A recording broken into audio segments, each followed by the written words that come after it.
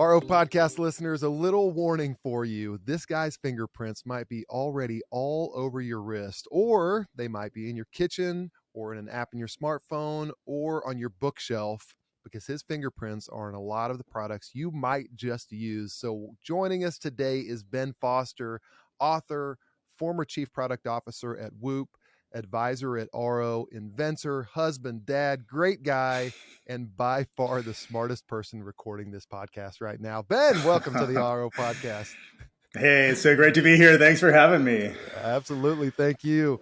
All right, well, I want to jump in to start like when we met and how we met. And we have a great story about that, but I'd like to hear your side of the story on how you and I met and you met RO, and then I'll kick off our side of the story. All right, sounds good. We'll start there. Well, hey, it's great to get to talk to everybody here. Thanks for having me on the podcast. My story of RO reaching out to me was a really cool one.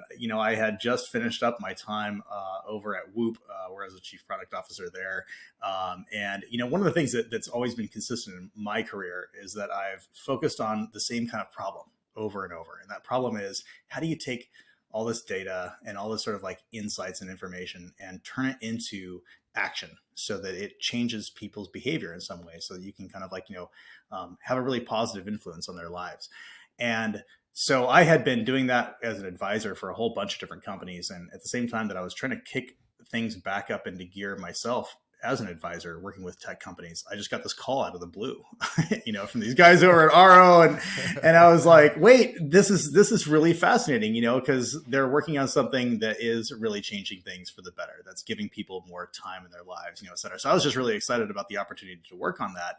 But it really tapped into this thing that I've always been really excited about in my own career, which has been the use of behavioral science to try to change people's behaviors and have those kind of interventions that make them look back and say, wow, I couldn't have done that had it not been, that this technology was applied in my life. So it's exciting, and it's exactly the kind of thing that I love. And I was like, kind of love at first sight from my perspective. Well, it was, we had admired you from afar. So it was nice to make the connection. And what's funny, so here's the other side on our story. So we had launched informally to the market. We've been taking pre-orders, and things were a little bit slow, and we kind of gut shot on our pricing model. And then we said, but sales were kind of slower. It's a brand new thing. It's new to the market. It's on kind of an odd pricing model. And so it was all on pre-orders, but then on the day that we switched from pre-orders to actual orders, we said, hey, things have been slow, but hey buddy, when we turn on to actual orders, it's going to start flying in. And we did that, and we said it's available now. We sent it out to our email list, put it on socials, and crickets. Not a single order that day. And we literally now refer to it as Crickets Day. And Heath Wilson, RO's co-founder, said that was the kick in the teeth I needed to do something. And we had known your work for a while. And Heath said, darn it, I'm going to call Ben Foster. He's a pricing expert, a product expert. But what's funny about it is we had talked about doing that for a year, but it was this kick in the teeth day, the Crickets Day. And we engaged with you, Ben, and it has been honestly like nothing. This is no bloviating. Like this is nothing short of miraculous from when you very quickly, you saw the complexity of the business. You saw a lot of, parallels to the business you'd worked on before. And you said, hey, here's one glaring flaw, and that's your pricing model. And we began with that. And it's been, since that day, it's been probably 75 days. We have had orders every single day except for one, and we attribute so much of that success to you, Ben. And what's interesting to me is this intuition you had, and being able to distill down a bunch of complex things into something really, really simple, and taking it down to something really practical. So I don't even know if there's a question in there, but I'd be curious, that skill of yours in doing that, is that something that's come from, is that something that has come naturally? Is that something from years of practice and work? But what is it that you're able to distill the things down really into their essence like that? It's funny that you say that, because if you ask my wife, I'm probably like the exact opposite of that at home. But yeah, I wish I could be better with that. But I think, honestly, it probably is just so many years of experience of, you say the same kinds of things over and over, and you realize that it's complicated as you're describing it, and you reduce it down over time to its kind of most essential elements. And I think in this case, the transition from selling, a device, right, and Right. selling a product that you buy one time and transforming that into something that's more as a subscription is a really interesting switch. And as I was working on that at Whoop, and I was working on that at other companies that I've been a part of as either an advisor or, as a head of product, what I've realized in that is it's not about, you know, different kinds of business models and things like that. What it really is banking on yourself, Hmm. because you succeed when your customers succeed, because your Yeah. customers are using the product, they're getting value out of it, and then they continue to pay for it, month after month after month, because they're seeing the impact that it's having on their lives. And so what you're doing is you're sort of trading getting the cash, for everything up front, which is important from a cash flow perspective, because you have to pay the money to get these devices built, right? Right. And then you kind of, you're kind of taking a bet by putting it out there and saying, I'm going to predict that it's going to be so valuable for somebody that not only are they going to buy it initially, but they're going to continue to buy it month after month after month. Hmm. And if you can do that, you can be successful doing that, then it means that you've completely aligned yourself as a business with your customers as well. And that's actually what really makes it tick. And it's that kind of, alignment with your customers that really, I think, is the most transformative part of making that change in the pricing model. Not so much the business model and everything else. Yes, that's there as well, but it's more incidental. The thing you're really trying to do is make it so that your customers succeed, you succeed. That's one thing that stands out in a bunch of your thesis is if people have read your book and if they just have known your work. One thing you talk about a lot is this long-term value creation for the customer, and what's interesting about that is you don't mention that value creation for the company, and that's something Mm-hmm. that subtle nuance, and it's almost like, oh yeah, of course it's for the customer, but it is very genuine, and it does seem like all of your efforts are focused on that. I'm curious, how did you get to that simple statement, that long-term value creation for the customer? How did you get that orientation truly around the customer? How did you get to that? Have you seen that played out? And maybe as an opposite, where have you seen examples of maybe people who have gotten Mm-hmm. that order wrong? Yeah, I've seen it wrong all the time, and I think that's actually the genesis of it. There was this really interesting moment though, and I want to credit the CEO of a company that I was working for previously called OPower, which is really heavily using behavioral science to try to, in this case, drive down people's energy consumption in their homes. And there was this moment where he had pulled the whole company together, and there were a lot of questions, I think, within the company about whether we were serving utilities or whether we were serving customers or whether we were serving ourselves, as a business, etc. And he busted out this Peter Drucker quote, which is kind of funny because, like, I'm not like an old school business guy or whatever.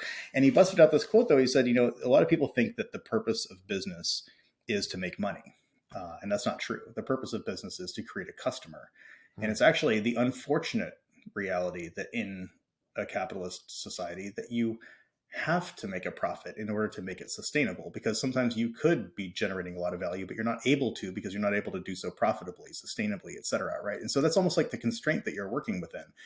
And from that moment, it really started to make me go back and think about the experiences that I've had at different kinds of companies, et cetera. And I looked back and I was like, the companies that I worked at that were the most successful were the ones that really always paid attention to the customer, and they focused on solving a customer problem so well that they were almost like destined to be successful as a business Oh, themselves, right? It's like, if you do it so well, then why would a customer leave you, right? You just deliver so much value that you're going to find the opportunity to create that value yourself. So I think about the successful businesses that were very customer focused, at the time that I was there, like eBay back in the day, yeah. right? I mean, very focused on community, very focused on the customer.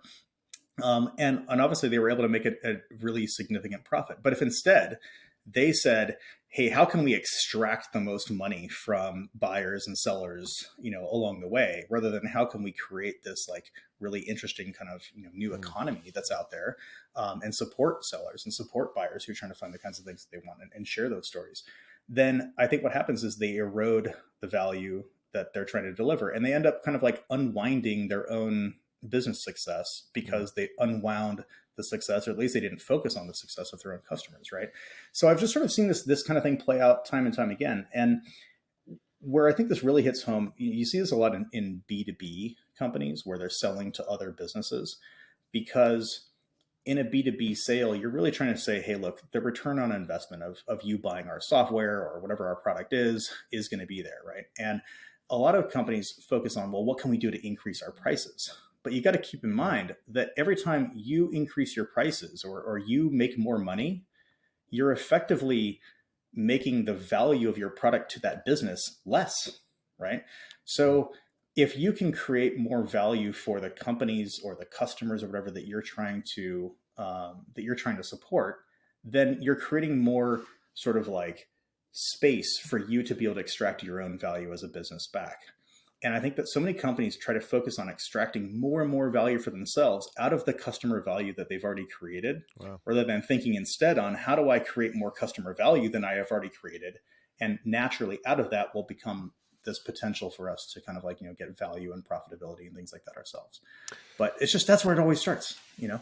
It's so, and even going back to what you said, kind of banking on yourself, there's a kind of a similar phenomenon going on here. Whenever you're banking on the fact that success for your customer results in success for you, and that's a risk, right? I mean, that feels that, or at least it feels, it's actually, funny enough, it's the lesser of the risky options of the two options, but it feels risky, right? Because you think, how do we make things better for us, and kind of play that long game.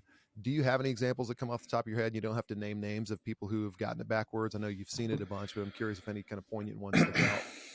Yeah. Trying to think of specific ones maybe that stick out. Let me think on that, and maybe we'll come back to that later in the episode. But I think that, like, what's funny is every company starts in the right place.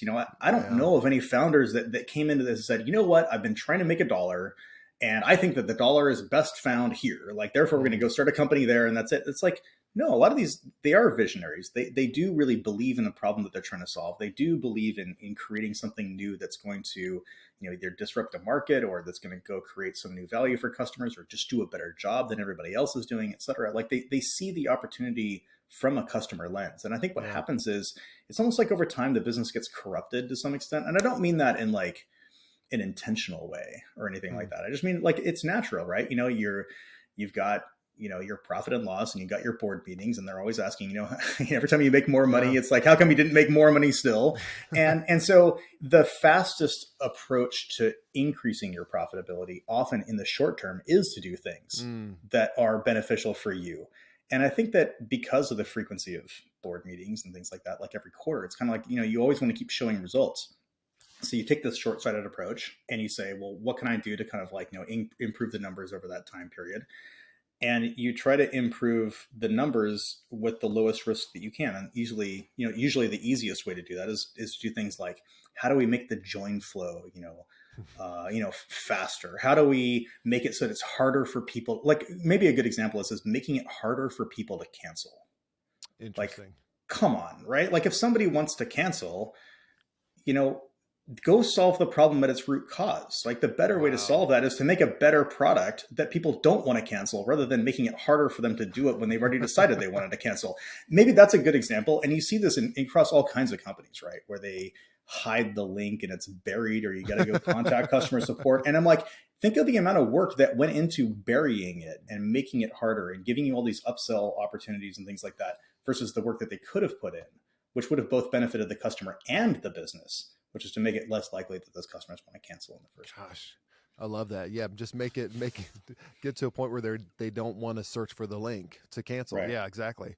That's really, really interesting. And I wonder, you said something a second ago that I liked, when you said basically the short term versus long term, and it makes you wonder, at the outset of a business, a founder has, I think, in most cases, has a very far-sighted view. They're thinking very long-term. That's all there is a long-term view. And you're right, as you keep going along, it's interesting, and you would think might work the other way as you get more into the business and get more confidence, or maybe you do grow to a sense of desperation, that your vision shrinks, that all of a sudden you're then just thinking short-term, and how do I get to the next? And you're right, especially if you have a bunch of reporting requirements. How do I get to the next thing, the next thing, the next thing, as opposed to keeping that long-term view, which that's got to be really hard to maintain, that long-term view, especially relative when you started. It's interesting because I actually see that the long term view is almost always still there. What happens is it gets put on hold, right? It's like, Mm, there's some sort of downshift in the economy, or they lose a particular employee that they think is really important, et cetera. There's always something that's going wrong. There's always something that you need to kind of like handle more urgently. And I think that a lot of times what happens is companies focus on the urgent when they mm, should be thinking about the important, which yeah. is long term. And so they make the sacrifices. I can't tell you the number of companies that I've worked with where um, they have a vision document, they have a strategy document. It is Yeah. long term, it is customer focused. And then I look at like, okay, well, show me what parts of that you're building right now. And they're like, oh, well, we're going to get to that in 6 months. And Right. it's like, yeah, you're always going to be getting to it in 6 months because the next 6 months is always focused on the short term kind of like stuff. Yeah. And by the time you get to 6 months from now, you're going to have a new set of 6 months of things that you're going to want to do. And it just continues to be put on hold. And I think that happens just constantly. I see it with such frequency. So it's not the issue of not being long term thinking enough or not having a customer consideration. It's not taking that and then actually driving your execution plan based Yeah. upon it. And it's that connection between those two things that often just gets kind of like completely decoupled. And it's it's that whole Stephen Covey, the urgent and important matrix that you referenced, Mm. and what's you get focused on the urgent and not the important versus the important and not urgent, and it can be for sure a vicious cycle. And it makes me think. It's funny you say at the end, you think that people, oh, we'll get to that. It reminds me. Do you remember? And I don't even know if this is PC anymore, but it is funny, so I think we'll throw it out there. If we need to edit it later, we can. Did you ever? Do you remember the Deep Thoughts by Jack Candy on Saturday Night Live that he did? I remember So it, yeah. so he had one. He said, "If I'm ever really rich, I hope I'm not mean to poor people like I am now." It's like it's like you think that something's going to change, Yeah, something right, going to change right. about you if something external changes, and it's the exact same thing. You think like, oh, I hope that we're, yeah, we'll be long, we'll be farsighted later, but Yeah, not now. Nothing's going right, to change. right. You're the one the difference. Yeah. Um, I'm curious. So I laughed at, I was looking on your LinkedIn and I looked and normally, when they show the experiences section, you see like you have the top three experiences and then you can expand it to see more. Well, on yours, it shows the top three, and then it says show 45 additional experiences. And I thought this is the most experienced guy, and Yeah, you're a it's pretty young buck funny. too. So I would love for you to take us back where you mentioned eBay. I know that was in your history. Take us back to what got you started, kind of maybe even a tad of growing up and your curiosity, and then into college through your career. Just give us a little bit of a career arc of Ben Foster. Sure, sounds good. Well, I grew up a poor boy in this. Actually, it's kind of true. So my parents were not particularly wealthy or anything like that. We grew up in a fairly rural area on the central coast of California, and a lot of farmers working multiple jobs and things like that in that community. And so my dad was a I'll start with my dad. He was a teacher at the high school. It's kind of funny because he was like the honors English teacher, and I remember showing up the first day. My very first class of my first day was a class with my own dad as my teacher, and I was mortified and stuff like that. But my experience was I felt very fortunate because in this community where a lot of people never really got out, and a lot of people ended up in jail or things like that, and it's just kind of a tougher kind of like environment. My parents were just incredibly supportive and really talked to me about the importance of education and things like that. And my dad really, I don't know where he got it from himself, because his own family, he was like the first one to go to college Wow. and things like that too. And so I just felt like I was very fortunate to get this kind of guidance and this kind of coaching and this kind of set of expectations on me and things like that I look back on very fondly and appreciative of as an adult now. And so I grew up in this rural community. I ended up going to school at Berkeley and graduated in 1997. And to put that in context, I'm in the Bay Area in 1997. I Yeah. mean, Right. right. So I graduate and I've got a technical degree from a good college, and the whole internet boom is going on. And it was just this explosive opportunity. And I got given career opportunities that nobody today would ever be given. Right. But it's because, I was totally inexperienced, but so was everybody. Right. No, Yeah, it's like, exactly. who had 30 years of internet technology experience in 1997? Like, the internet hadn't existed that long. So Right. so I was given these roles and things like that would have now probably taken 10 years of It's experience to amazing. get, and so it just really kind of accelerated, I think, my own growth, because yeah, you learn some of those lessons the hard way, but you're just in the thick of it. And so I was in the thick of it for a few years, and I was there for the .com bubble. I was there for the .com bust. Some Gosh. fun dark days then, that I remember.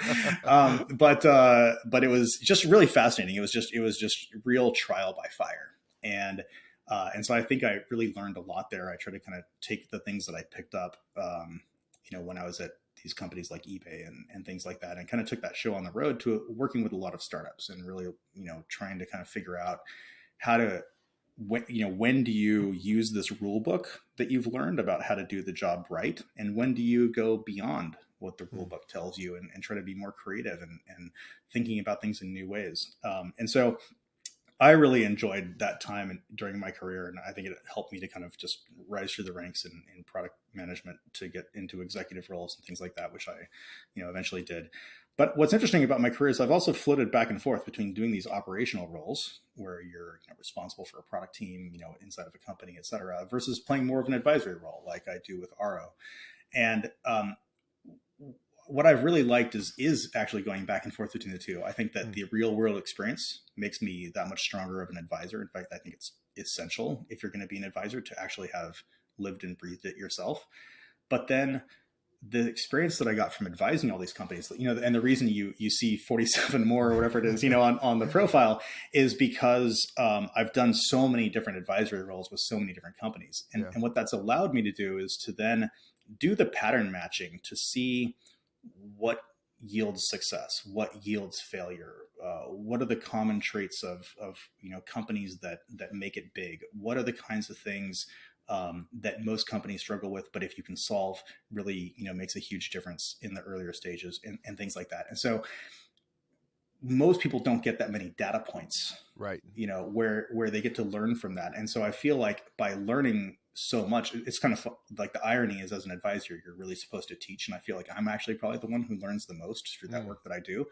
And so then I've gone back and applied that in, these operational roles myself, where I can say, okay, now I've seen the matrix, if you will, and now Right. I know how to apply that. And it kind of gives me these maybe superpowers in more of an operational role. And so going back and forth on that has actually been one of the best parts of my career, as I kind of, think about what's led to, my own success and my own happiness along the Yeah. way as well.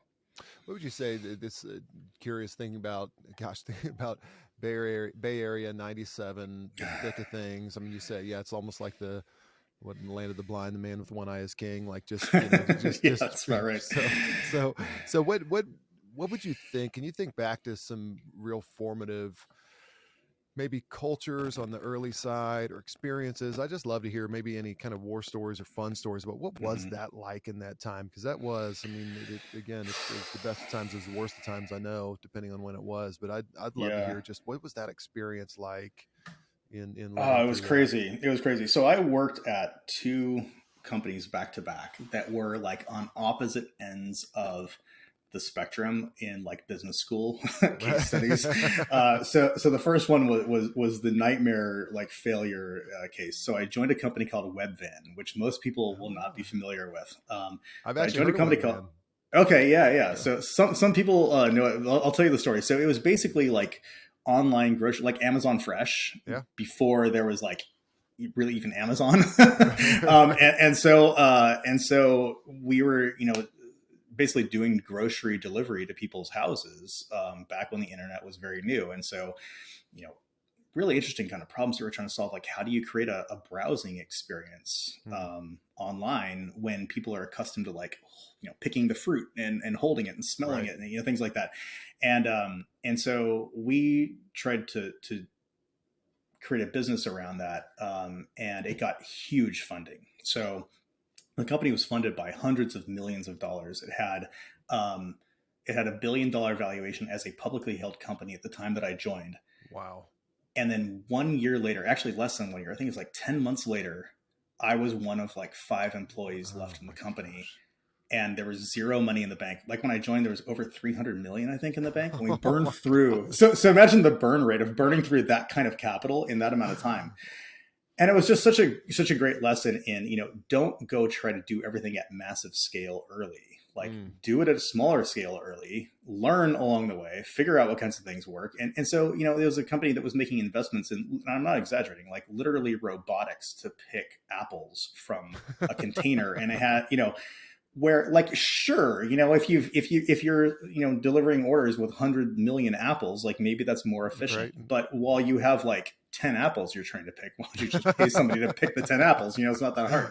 And there's a lot of lessons that I think were learned from that apply to now these more kind of lean approaches and things like that, Yeah. for companies. And it was the exact opposite of that. So really interesting kind of like case study there. But I remember when I showed up to work one day, and there was literally chains on the doors, Oh my gosh. and there was a booth, outside, and they're like, name please. And you either went into one side or you went to the other of the parking lot.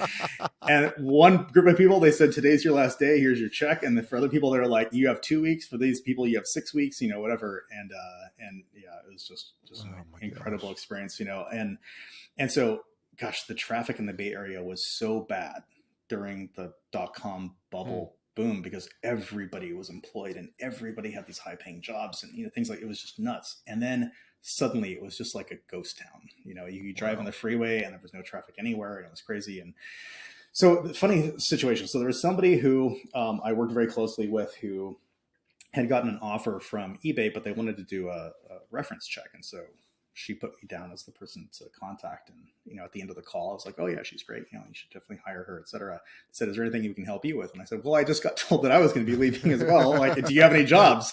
And they were like one of the few companies that was hiring at the time. And so they said, yeah, I'll put you in touch with a recruiter. And the next thing you know, I had a job at eBay myself, and, Wow. landed on 2 feet, thankfully, in a time where really there were almost no jobs. But I remember maybe it was 6 months or so after I joined, and things really got pretty tough, where unemployment levels were really high and things like that. And eBay took this full page spread out in like the San Francisco Chronicle, and it was like, we are hiring.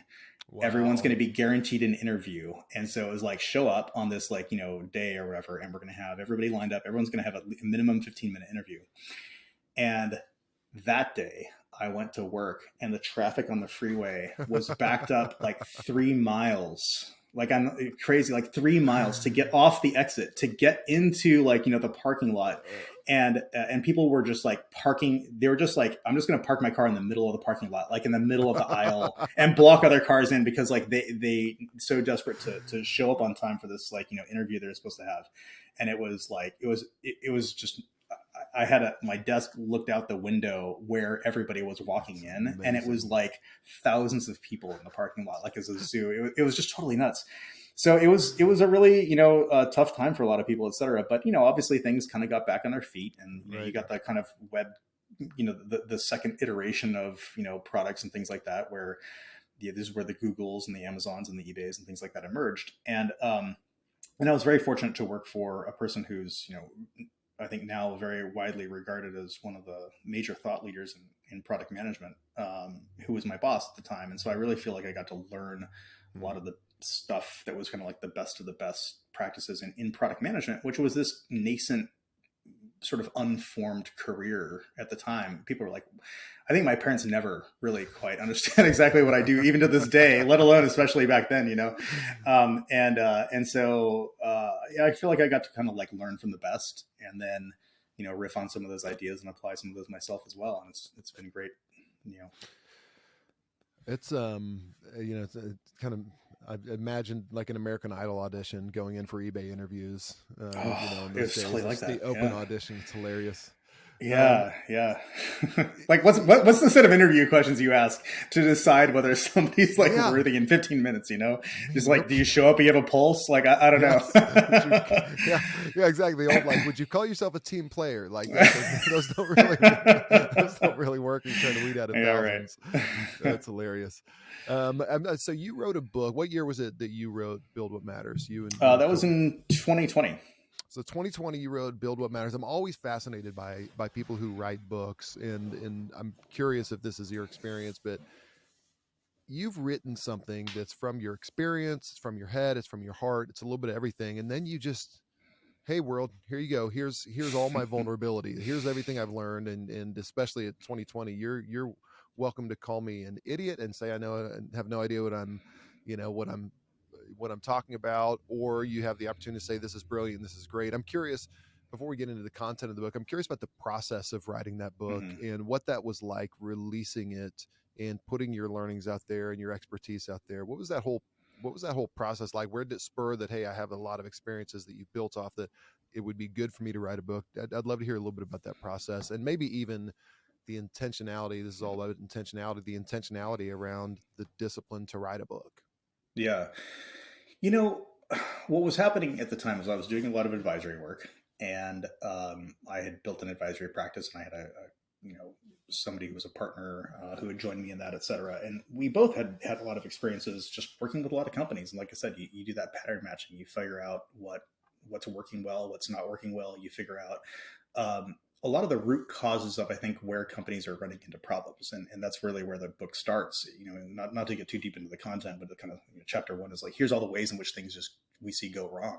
Yeah. But there was something that was very consistent across all of them. That was something that was missing, which was that long-term vision and the connecting of that vision and that strategy to the day-to-day work that needed to happen. And so what we try to do is lay out a framework for how to go make that happen. And so we had a lot of confidence that the content, I think, was right, because it was basically a replica of, in almost like a shorthand form of, a lot of the coaching and guidance that we had been providing to companies along the way, which was that they should go do this. And we'd given them very practical tips for how to go make that happen. And I think the impetus for writing a book was that we were limited by our own time. And, much like, we talked about before, you don't start a business because you're like, oh, I think I can make $1 doing this. You start a business because you really believe in what you're trying to do. And we believed in trying to help companies to be more product oriented and to be more customer focused and things like that. And so we wanted to share that with as many people as we could. And we were limited by how many people we could share that with because of the number of hours that we had in a day. And so it was kind of this very, we were sort of inspired to write the book because we wanted to share our learnings and our concepts and things like that with as broad of a community as we could. And it felt in a lot of ways like a way of paying it forward. And I can assure you that it does not make monetary sense to write a book. You're never going to, unless you're like, superstar or something like that, you're not going to, make it back in royalties, given the cost of just, the opportunity cost of our time and things like that, to spend the time on it. But it was also great. It was great not only, I think, for the community of people who have read it and things like that, but it was really great for us. And, it's really fascinating. I think you have all these ideas floating around in your head, and you can talk to a company and you can talk to an individual in a one-on-one setting and things like that. And it can all make sense to you as you're doing it. But the process of writing a book is one in which you need to speak to somebody who you haven't even met, right? That you're not going to meet. I don't know who the audience is who's going to actually pick up the book. I don't know what kind of product that they're working on. I don't have that opportunity to have that initial kind of like brief conversation with them to learn a little bit more and then frame things in a way that they understand. And I think that when you're trying to describe something like a business process or anything like that to somebody else, you really have to have all your ducks in a row. And it's almost like easy to kind of like get by with like maybe a little bit of a missing piece. You're like, oh, just trust me, like it works. You go from point A to point B. I've used the analogy of it's like recounting a dream when you wake up. You wake up and you're like the whole thing makes sense in my head. Like I can tell the whole thing, and you try to tell your spouse about the dream, and then you're like, and then, well, I don't know how I got from there to there, but don't worry about that part. And whatever. And then you realize in the process of writing a book that you're basically doing that as well. You're like, I don't really know how I got from this place to this place, but just trust me, it kind of like worked. Yeah. And that doesn't work. Like it forces you to have to make it make sense through the whole way, the whole way through, so that every recommendation that you have is backed up with data. It makes sure that every recommendation that you have plays nicely with the other recommendations that you have. If they're in conflict, you have to resolve that conflict for the reader, et cetera. And so I think that the whole process actually helped us to hone our ideas quite a bit. And I think it made us better at what we do, and have a more discipline around some of our practices that we preach.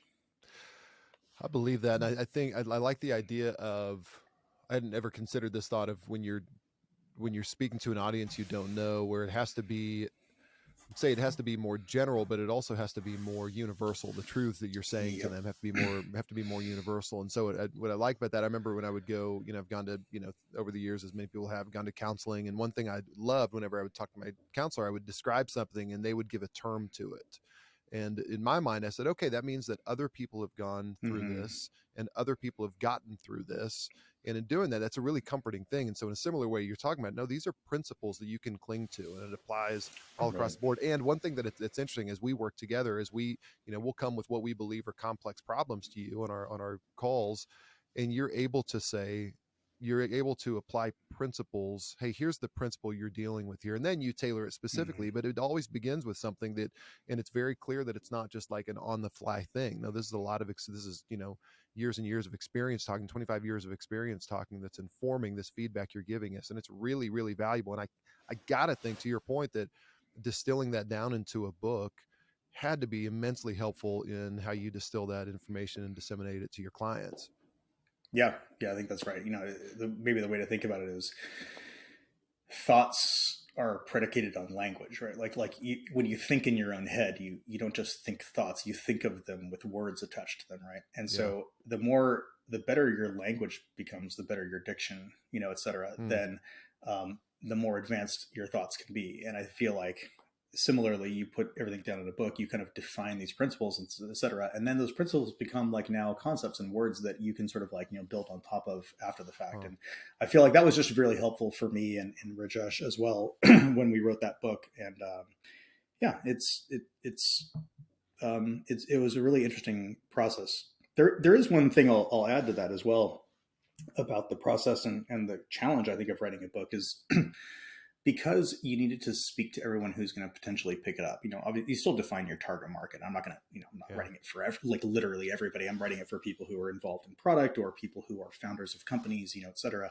But still, there's a lot of different kinds of companies out there. Some of them are B2B companies, some of them are B2C companies, some of them work with enterprises, some of them are startups, some of them are late stage, et cetera. And so the dilemma that you have, or the challenge that I think you have as an author, is you want to have something that speaks to as broad of an audience as you can. But when the reality is the best way to do things is somewhat nuanced, you're kind of stuck between a rock and a hard place, because either you say, here's exactly the way to do something, but the reality is that only works for a subset of the people who are going to read it. Or you say, in very broad terms, here's what you should do in theory, but then everybody kind of looks at it and is like, well, what's the actual practical guidance that Right. you'd provide? And you try to bridge that, where we really tried to make the book as very practical, Yeah. very tactical, in terms of, here are steps that you can take, here are specific things that you should create, here are, examples of what these things can look like, et cetera. But do so in such a way that it wasn't only for this very narrow audience, but it was Right. actually still generally applicable, at least to all the kinds of companies that you might find in the tech space. Yeah. That makes sense. Curious, so you released that in 2020, so that means you had a little bit of, no, you probably didn't. This was probably all largely written pre-COVID. Given COVID, Mostly. is there anything, or how would you, or there's maybe not rewrite, but what would you change or add to? And that may be another podcast in and of itself. But what kind of stuff? How do you think you would amend it given our experience from COVID, and how you change Build What Matters? you know, if you're actually, looking at the book, that there are diagrams and things like that. Like, we have an illustration of a product vision narrative, is what we call it, and like a customer journey narrative, Yeah. and it kind of talks through how a customer might interact with your product, and even in that, the actual images that we show are of a customer wearing a mask, things like that. Oh, So a interesting. lot of this was actually sort of, it was, while we published it in the later part of 2020, a lot of it was, we had an opportunity to kind of do editing even as the whole Got it. pandemic was kind of like taking form. So maybe the broader question is, what would we change regardless of COVID or not? Or what would we add if we were going to write a second book, or a second version of it, or something like that? And I think that even though the feedback we've gotten is that it's really one of the most practical Mm, product oriented books out there, I would still go farther with it, and I would still try yeah. to make it even more practical, because the kinds of questions that I still get are not so much on the theory or the principles or things like that. It's like, okay, so I want to sit down and actually draft the strategy with like my coworkers. Who specifically in my company should be at that meeting? And should it be 2 hours or 3 hours? And things like that. Wow. And I just realized that there's just a lot of this kind of stuff doesn't come naturally to people. Yeah. And the more specific you can be in giving them some guidance on that kind of stuff, I think the more empowered they feel to do it. Again, you have that dilemma of, you don't want to be so specific and say, well, you have to have exactly this person there. It's like, well, what happens if I have a company and I don't have that person? Like, Right. that role doesn't even exist. Do I have to have a substitute, or whatever? Yeah. And so I want to make sure that it's applicable for everybody. But if there was a way to make it even more practical for folks, I think I would. However, I don't think that the book is necessarily the right format for that. What I might do is, Right. and I'm thinking about this maybe for this year, is doing a series of webinars or things like that, and saying, okay, if you are this type of company at this stage, here's how to take those concepts from Build What Matters and then apply them at your company. And then maybe do another webinar for another kinds of, set of companies, and say, okay, well, if you're this type of company, here are some, even more practical tips that you can use to apply these things as well. I love that. I want to talk just briefly about your experience at Whoop. You were the chief product officer at Whoop. For those not familiar, which I'm sure most everybody is, the Whoop band, it's a fitness tracker, it's a sleep tracker. Everyone on the RO team wears a Whoop. We love how their interface, everything, we really are big fans of Whoop. So I'm curious. I'd love to hear just a little bit about your experience, just the, things that they've done to be successful, the culture you found there, leadership, and just how they focused. I've heard they began with the PGA Tour, for example. They were really narrow in their initial focus on who they targeted. I'd just love to hear, just a couple of minutes on what your experience was like there, in during a time that was really, really fun and exciting for them as they were getting off the ground and getting a bunch of focus and acclaim. Yeah, sure. I had two different periods that I was working with Whoop, one as an advisor and one as the chief product officer there. So I started as an advisor in the beginning of 2014. So in fact, Whoop has the fun factoid of being the first advisory client that I ever had. Nice. And so it was cool to get to work there. I remember when it was, it felt like a small team of people in a garage. We were in an office building, but it looked and smelled like a garage. Right. So we had maybe 15 people at the company. I spent a good amount of time working with the company during about a 3-year period, and spent a lot more time than most advisors do spend at the company. So I probably spent something like 10 hours a week or something like that with them for over about a 3-year period. So I got to know the company and the founders and things like that, very early on, when the product hadn't even launched yet. The very first version of it hadn't been live yet, and helping to define some of the earliest parts of what the fundamental components of the experience was going to be and stuff like that was very rewarding and really exciting. And at that stage, you just have these very open-ended conversations, because it's like, we could take it in one completely different direction than another, et cetera. There were really interesting questions about data privacy that we needed to explore. There were really interesting questions about, how recovery scores that the product is able to calculate would play with recommended strain scores and coaching and things like that. And so, those early formative years, you're really defining where you're trying to head. And that's really a lot of what we focused on. We created the design principles together and things like that then drove a lot of the decisions, I think, that the company made for years to come.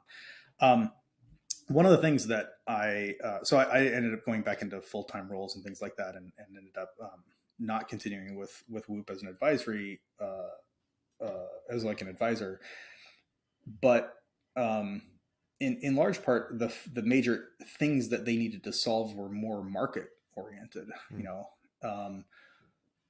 How do you get the growth that you're looking for when the device is as expensive as it is? And so that led to a similar kind of thing. RO has its Crickets day, and Whoop had the days that were, hey, look, this isn't going to work this way. We need to get more people onto the platform, and there's a lot more features and product concepts that we can define once there are more people on the product, right? Because you Yeah. can apply machine learning to, larger data sets and things like that otherwise would be impossible to craft within the product. So, so they switched to this subscription model, and that really was a transformative moment for the company. And at the same time that happened, or soon after that happened, you had the pandemic, and so you really saw several reasons that demand really started to take off. And now what you have is, as we just talked about before, you have this alignment that happens because of the subscription model, where suddenly the company cares very much about retention. You're not successful when you sell a device and somebody tucks it away in a drawer 2 months later. But what's funny is if you're selling a device and that's actually what you're doing, you still sold the device. You made just as much money as you would whether they continue to use it for the next 10 years, right? But in the case of Whoop, you changed to the subscription model in a world in which all the other devices are still being sold one off. And suddenly it aligns your incentives. You care about retention of the customer. You care about their daily usage of the product, because if they're not using it, they're not going to continue to pay for it. And so suddenly all these features that may not have made sense for another company to build now became like, the top priorities for the company. And so the company sort of recognized that they needed to really make this shift, and they had all kinds of investments they wanted to make into a better overall user experience in the app. And that was the perfect time where I had reached out to them and said, hey, I just decided to leave my last job. I'm on the market looking for, the next opportunity. And there's only one company that I wanted to reach out to, and that's Whoop, and so, because of the relationship that we already had, that all got set up. I joined, soon thereafter. That's exactly around the time that the book got published as well. Because that was kind of like a side project for me at the time. And then I spent the next 2 years there. We built a lot of that kind of stuff out. We grew the team dramatically over that window. When I joined, the product team, including product and design, was about 5 people. Mm-hmm. And about a year later, a little over a year later, it was 50 people. So, 10x growth of the team over that window was just a really, it was certainly met with a lot of challenges, right? It's hard when somebody's getting onboarded themselves for them to onboard the next person, at the same time. So there's a lot of, processes that needed to be adapted, ways that decisions were getting made at the company that needed to be kind of like, pushed down more in the organization that historically hadn't been built that way. And, some of those things we did well, and some of those things, we struggled with. But I think that overall, at the end of the day, I think the thing that was really helpful is everybody's orientation was the right one, which is, what do we do for the customer? How do we make the best customer experience that we can? And as long as you can always come back to that, then no matter what disagreements you may have about what the right solution is for, the design of this next feature we're going to go build, et cetera, you can always kind of come back to this grounding perspective that it's all about doing the right kinds of things for the customer to create the most value for them. And we may agree or we may disagree on how to go do that, but that's an important part of the culture that I think was there at Whoop, that I think is important at every company. Because if that's missing, and then where's the common ground? If you get, like, let's say the product and sales get into some sort of a dispute about what the right thing is to build next. And product's perspective is, hey, I'm trying to execute this roadmap because there's this long-term strategic thing that we're trying to, make happen over the course of the next couple of years or whatever, right? And we've got to go make this investment. Then that's their perspective. But the salesperson cares nothing about what that person just said, right? They're like, look, I've got a quota that I'm trying to hit, this quarter, and I don't know how I'm going to hit it. And I need your help to like go build this thing because, this client said that if I built this feature that they would buy it. So why don't you just build the damn feature? Right. And it's like, they've got a commission check that they're focused on. So that's a culture where there is no common ground, right? The salesperson is like, I want to get my commission check. I want to hit my quota. The product person is like, I don't care about your quota at all. I want to go make this other stuff happen. And who's getting lost in the middle? The customer, because neither of them is actually talking about it, right? So I think that's an important part of any culture, is that product orientation and that customer focus is sort of like, there at the heart. And I think that was always the case at Whoop. And I think that's the case at a lot of the companies that I end up choosing to work with. And it actually does show through with Whoop again as a user. It does show through that they are customer focused, and I love what you said. And this has been a guiding, it's been kind of a north star for us too. Is always keeping us aligned, and that subscription model does help do that. It does help you Mm-hmm. keep aligned with your customer and continue to innovate, continue to make it interesting. Because when you stop, when it becomes stagnant, then they're going to go somewhere else, or they're just going to drop it all together. So it does Right. what you're describing is not. I don't. It's not ethereal. It's not philosophical. It is very practical, and it does show through. So that's interesting. I'm curious. We talked earlier, and again, all of your, you talk about behavior change a lot, and then turning data into behavior change. I'm curious, you personally, when you've been extraordinarily successful, you have great ambitions and intentions. Again, intentions are the key word for us here. So, what have you done? And when you look at, the types of disciplines or the things that you've done, the way you've implemented to help you achieve your intentions, whether that's personal Mm-hmm. or professional, what are those things, maybe I'll just call them disciplines. And maybe even when you say like, hey, when your wife says, hey, Ben, you need to be better about X, Y, or Z, like what are the ways that you change your behavior? And then what are those disciplines that you've maintained to help lead to your success? It's really interesting because I'm at a stage in my life now where I'm almost like reevaluating some of those things Yeah. that have made me successful. It's funny because I preach this to companies that I work with all the time, which is what made you successful in the past isn't necessarily the things that are going to carry you to that next stage next. Mm. And I find myself at a stage of my life or my career or whatever where I think a lot of those transitions do need to happen. And, you know, for example, I was just absolutely like uh, immersed in this to-do list that I've Mm. had. I've got a to-do list application. I've completed something like 40,000 items on it or something like that over the last decade or so. Wow. And I sort of governed my life using this like checklist, but that's great to be on top of things and to make sure you're getting things done. And I've been very intentional about what things I put on the checklist. I understand that every time I put something on the list, that something else is going to get pushed down. Yeah. As a product guy, I understand prioritization. There's no doubt. So I've always that's never gotten in the way of intentionality. But I'll tell you one of the things that started to happen, which I think is a regret, right? Is that I'd take because I'm trying to balance personal stuff and Yeah. professional stuff. And I'd start to put personal things on the checklist as well. Hmm. So like, watch a movie with my son, go to a football game with a friend, Yeah. things like that. And then I started to realize that it felt like a thing that I had to do, even though the whole Hmm. point of it was to be a thing that I wanted to do. Yes. And while it was intentional, it like sort of lost its luster a little bit. Like, part of what you need is not this feeling of like, oh, okay. Because like I would get stressed that I didn't do the thing. But it's like, Yeah. why? It was never supposed to cause stress. Like, okay, if I didn't watch the movie today, I'll go watch it tomorrow. Like, it's not that big Hmm. of a deal.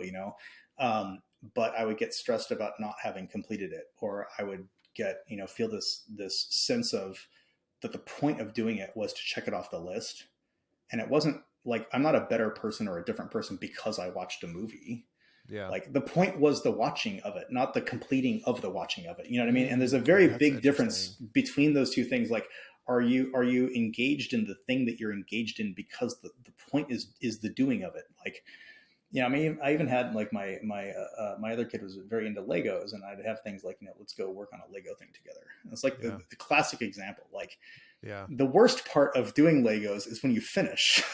You know what I mean? Like you're like, okay, like there it is. Like it's basically a model of a thing. Like who cares, Yeah. right? Yeah. The point is like building it. The point is putting it together. And Wow. when you make it a checklist item where you check it off when you complete it, it Mm. changes the whole orientation around that. And so I feel like I'm now at a stage in my life where I do want to prioritize and be more intentional about some of these like personal things, hobbies, et cetera. But they're not items to finish. They're Mm. things to enjoy doing. And Wow. so I actually just made a transition. And what I have now is I have two different lists. And one of them is a list and the other one's not even a list. It's like a set of post-its, effectively like digital post-its. And so the list is the things that I do need to get done, where the point of it is the checking of the box. Like I've got to go, I don't know, some, I have to send this invoice out to this party, or I have to, Right.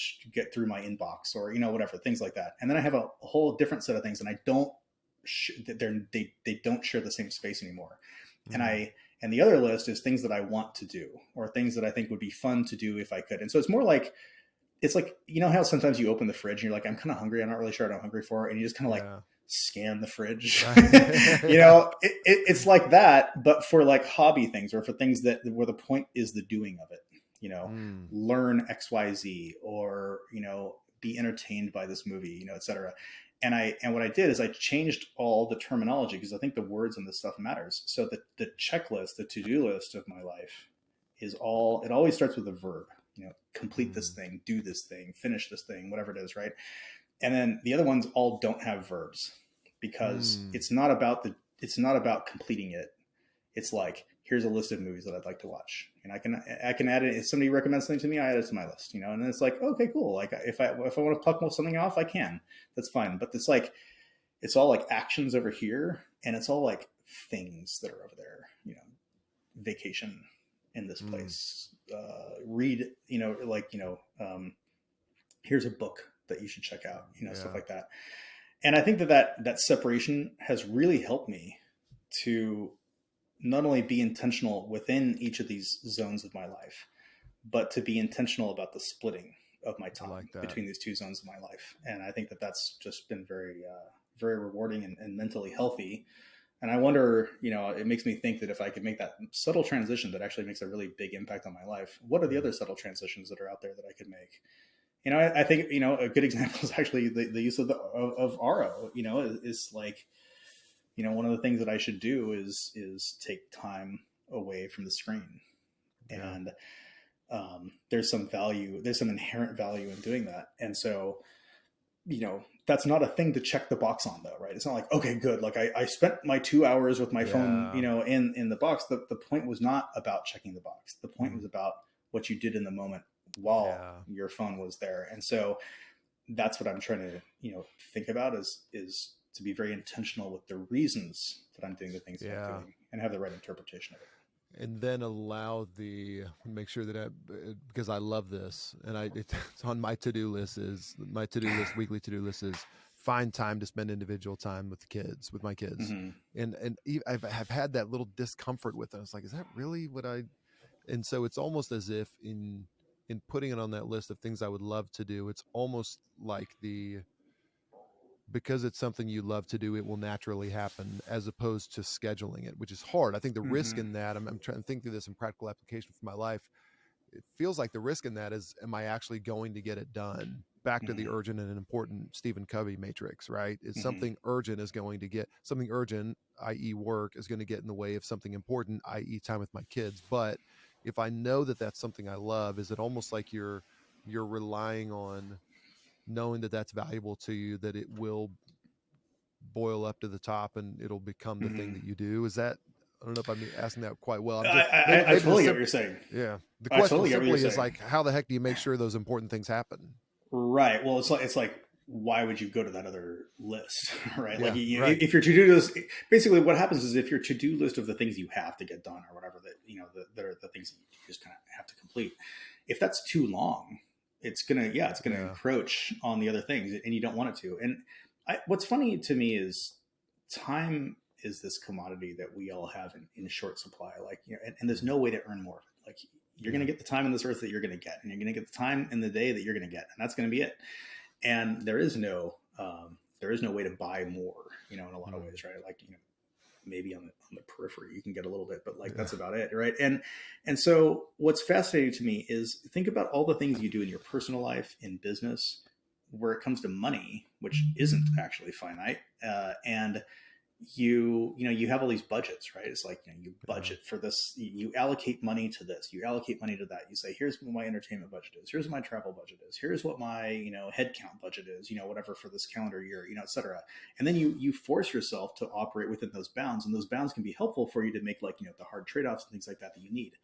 And yet, when it comes to time, people often don't budget their time Mm. appropriately. And if you just said, look, I don't have 24 hours today to get to work on this checklist, I have 5, Yeah. I have 8. I have 9, whatever it is, but don't make it that it can overrun your budget to be 14 hours. And suddenly all you're doing is like all work and no play, and not spending the time with your kids, and not spending the time with your spouse, and not, spending the time for yourself to be intentional. So it doesn't mean you necessarily need to put the intentional thing on the list, because otherwise your list still is 14 hours. Yeah. But it means that you don't let it overrun its due budget, and the budget that it should have is the time that you give to it. And you kind of like create that. Maybe it's a nice thing to couple with your calendar, and you say like, here's the time block that I got. Yeah. But outside of those bounds, like, yeah, I'm going to shut it off. I'm going to turn it off. And I think that it's just so easy in this world with all the digital tools and things like that that we have, the fact that you can work from home and things like that, to allow this kind of like budget overrun to take place. But just because it's easy to have happen doesn't mean that it should. Like, it's like, if you give a corporate card to an employee, does that mean that they should like, okay, great, like forget the budget, just go nuts? Yeah. It's enabling, but it's not that they should. It's still like they shouldn't abuse it, right? And I think that the same kind of thing happens in people's personal life, where because it's easy, then it becomes abused. But it shouldn't be because of the complexity of enforcement. It should be because you don't want to in the first place. God, that's so good. You've touched on it, but maybe very simply, what does intentionality mean to you, Ben Foster? What does that mean to you? I think to me, it means that you're in control, right? You know what you want, and that you're both able and willing to do the thing that gets you what you want.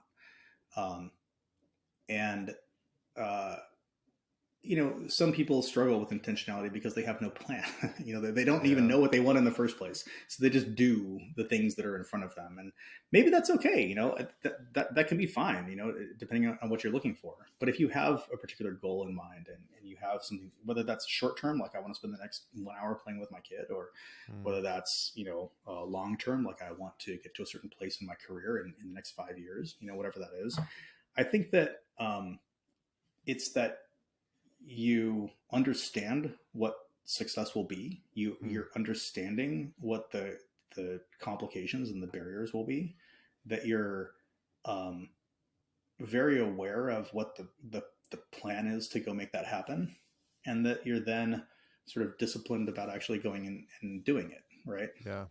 And so, I think about, let's look at the career situation where people get stuck in a particular job. They have some ambition for what they want to do, but then they never like go get the extra education that they need, or whatever, to be successful in the next role. Or they're never willing to leave their employer when that's maybe the right thing for them to go, move on or take a step down somewhere else to then later have an opportunity to take a step up.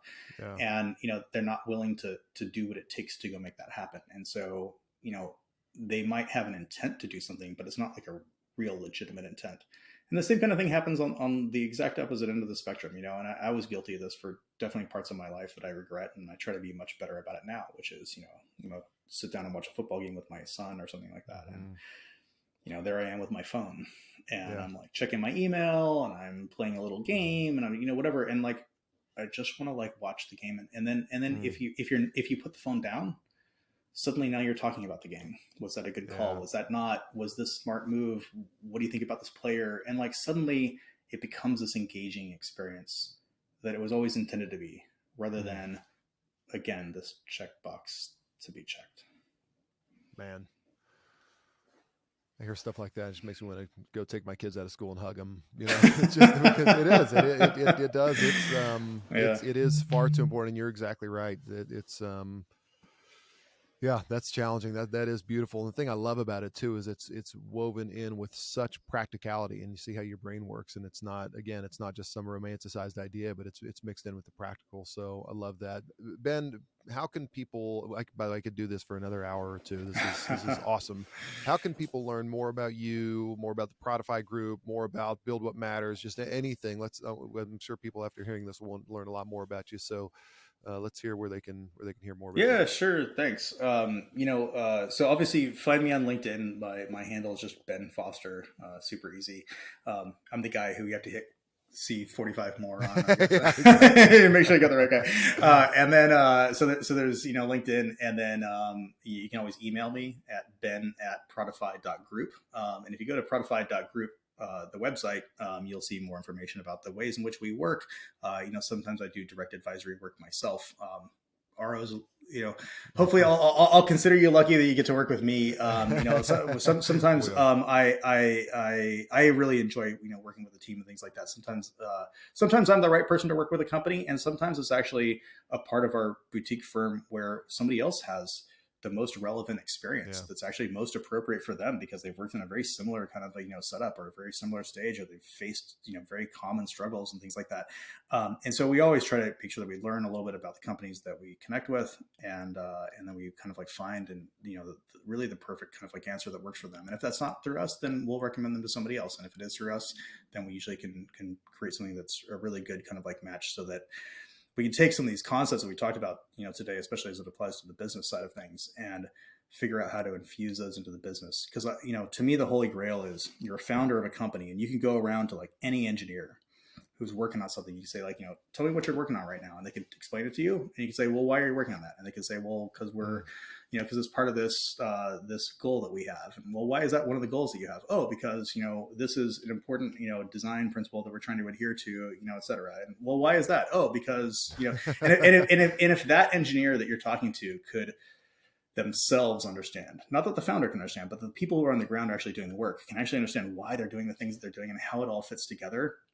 It's amazing the kind of motivation that creates, and the kind of good judgment calls that means that they'll be able to make. And that means that culturally you're in a position to really scale and be able to push decisions down and trust the team to get the most stuff done.